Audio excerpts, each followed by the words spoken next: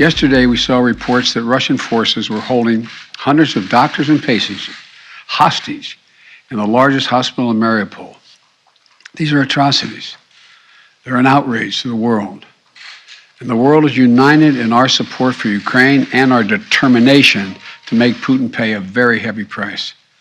America is leading this effort, together with our allies and partners, providing enormous levels of security and humanitarian assistance that we're adding to today, and we're going to continue to do more in the days and weeks ahead. We're crippling Putin's economy with punishing sanctions that's going to only grow more painful over time, with the entire NATO and EU behind us and many other countries. What's at stake here are the principles that the United States and the United Nations and across the world stand for. It's about freedom. It's about the right of people to determine their own future. It's about making sure Ukraine will never be a victory for Putin, no matter what advances he makes on the battlefield. The American people are answering President Zelensky's call for more help, more weapons for Ukraine to defend itself, more tools to fight Russian aggression. And that's what we're doing. In fact, we started our assistance to Ukraine before this war began, as they started to do exercises along the Ukrainian border, the Russians, starting in March of last year. We took the threat of Putin invading very seriously, and we acted on it. We sent Ukraine more security assistance last year, $650 million in weapons, including anti-air and anti-armour equipment, before the invasion, more than we had ever provided before. So when the invasion began, they already had in their hands the kinds of weapons they needed to counter Russian advances. And once the war started, we immediately rushed $350 million in additional aid to further address their needs. Hundreds of anti-air systems, thousands of anti-tank weapons, transport helicopters, armed patrol boats, and other high-mobility vehicles, radar systems that help track incoming artillery and unmanned drones, secure communications equipment and tactical gear, satellite imagery and analysis capacity. And it's clearly helped Ukraine inflict dramatic losses on Russian forces.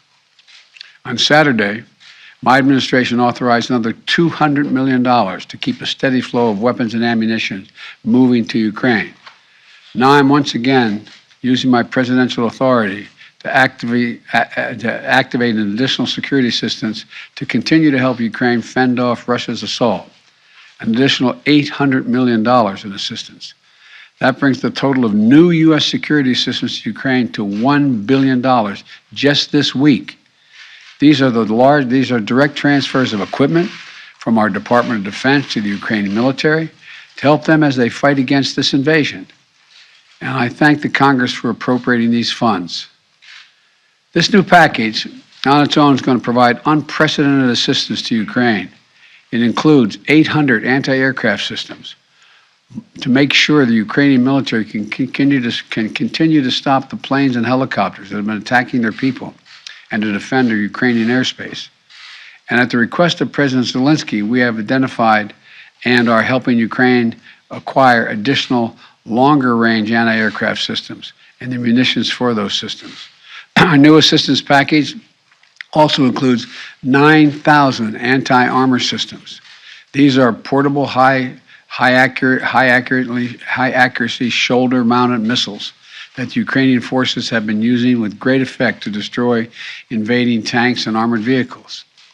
It'll include 7,000 small arms, machine guns, shotguns, grenade launchers to equip the Ukrainians, including the brave women and men who are defending their cities as civilians, and they're on the countryside as well. And as well as the ammunition, artillery, and mortar rounds to go with small arms, 20 million rounds in total, 20 million rounds. And this will include drones, which demonstrates our commitment to sending our most cutting-edge systems to Ukraine for its defense. And we're not doing this alone. Our allies and partners have stepped up to provide significant shipments of security assistance and will continue to help facilitate these deliveries as well. The United States and our allies and partners are fully committed to surging weapons of assistance to the Ukrainians. And more will be coming as we source additional stocks of equipment that we're ready to transfer. Now I want to be honest with you. This could be a long and difficult battle, But the American people will be steadfast in our support of the people of Ukraine in the face of Putin's immoral, unethical attacks on civilian populations. We are united in our abhorrence of Putin's depraved onslaught, and we're going to continue to have their backs as they fight for their freedom, their democracy, their very survival. And we're going to give Ukraine the arms to fight and defend themselves through all the difficult days ahead. We're going to continue to mobilize humanitarian relief to support people within Ukraine and those who have been forced to flee Ukraine. In just the past few weeks, we provided $300 million of humanitarian assistance to the people in Ukraine and in neighboring countries.